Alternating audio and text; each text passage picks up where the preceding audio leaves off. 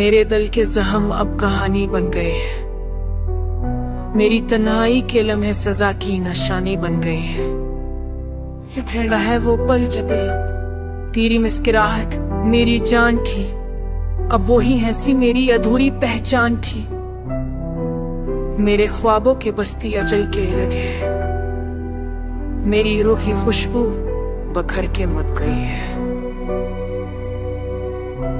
यादों के सहरा में चलता हूँ रोजाना, मेरी खामोश रातों का हम है बेपैमा। मैंने मांगा था तुझे दाऊ के वो सिले से, पर अब तुझे दा हो गया किस्मत के काफिले से।